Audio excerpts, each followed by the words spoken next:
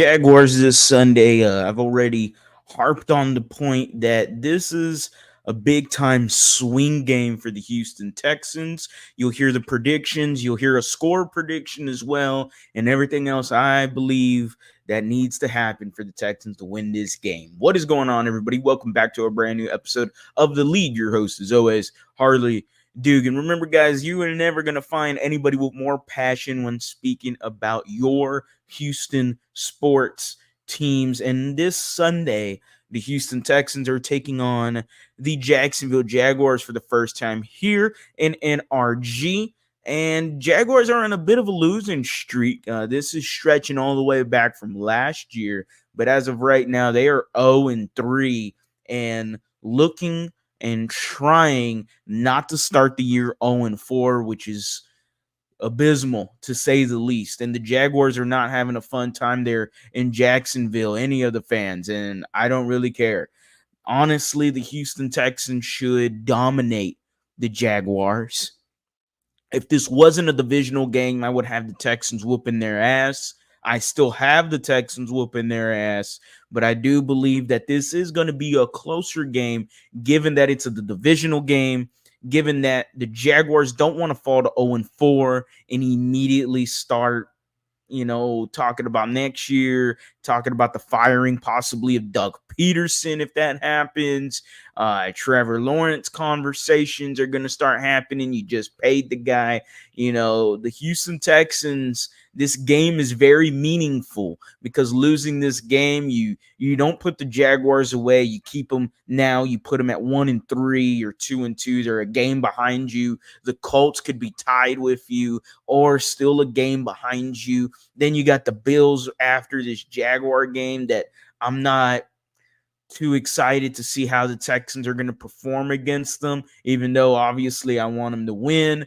But that's a tough stretch. And if the Texans fall into the 2-3 hole then because they just lost to the Jags and then they lose to the Bills, that's a slippery slope, like I mentioned in my previous video, that I just don't want to entertain. So with that being said, the Houston Texans today had Nico Collins limited in practice. You had Tank Dell did not practice. Joe Mixon did not practice. Damian Pierce did not practice. Those three guys I expect not to play this Sunday against the Jaguars, especially Tank Dell. Aaron Wilson, I believe it's Aaron Wilson, already came out and saying that, he's unlikely to play because of the ribs. So he's not going to be playing Sunday. I don't expect it.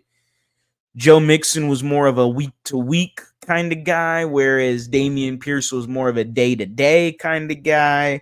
Both of them not being at practice today kind of heightened that I'm not quite entirely sure if they're going to be available on Sunday. Cam Akers will be getting the job there against the Jaguars.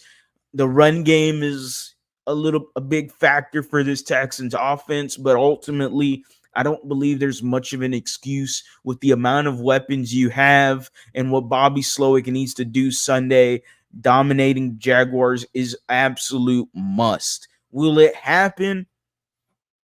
I'm not entirely sure, but the Houston Texans, not only their offense needs to get straight, but the defense took a big hit yet. And last week, I was going to say yesterday, feels like yesterday. Last week against the Minnesota Vikings, dropping 34 points, 5 red zone attempts for the Vikings. 4 of them cashed in because 4 touchdowns from Sam Darnold, and you let him do whatever you want on you. You played some soft zone against Justin Jefferson. Then in the second half, you shut down Justin Jefferson. The defense looked like they played a little bit better, but overall, it just isn't a pretty game, and the defense has to play better this week against the Jaguars. I expect big things happening from Daniel Hunter and Will Anderson. The offensive line for the Jaguars isn't so hot, so the Texans got to take advantage of it. Will Anderson and Daniel Hunter, one of the top edge rushers in pressures, in the amount of pressures in the NFL. So there you go right there. In order to win this game, give pressure on Trevor Lawrence, Jump on them early. Like, don't give them a chance. This is a team right now that's kind of rocky. They left Buffalo. They had to leave around 1:30 because their plane wasn't working. Their private plane for the team wasn't working. That's on Shad Khan. They stayed there till about 1:30 in the morning in Buffalo.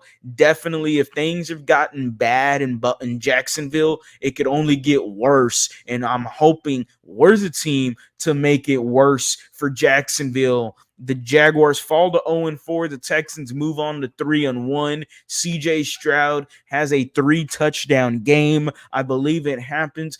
Let it be said. Let it be done. Stephon Diggs, have yourself a game, buddy. You're going to have a touchdown. And the Houston Texans offensively and the offensive line look competitive, look solid, look good, and make you feel comfortable that they could potentially hang with the Buffalo Bills in the following week. The Houston Texans get a W this Sunday. I am still going to stick with my score I had from the Houston Texans Roundtable. Make sure to check it out at the AFC South Roundtable YouTube channel. Myself, Ruben, AD, Houston Stressins. Y'all, a lot of y'all know who I'm talking about. We're all on that channel. Make sure to tune in. I said 31-17. I'm going to stick with it. 31-17. The Houston Texans have a really big second half and dominate the Jaguars in the second half to go ahead and move on to 3-1. As always, guys, go Astros, go Rockets, go Texans. You have a blessed day.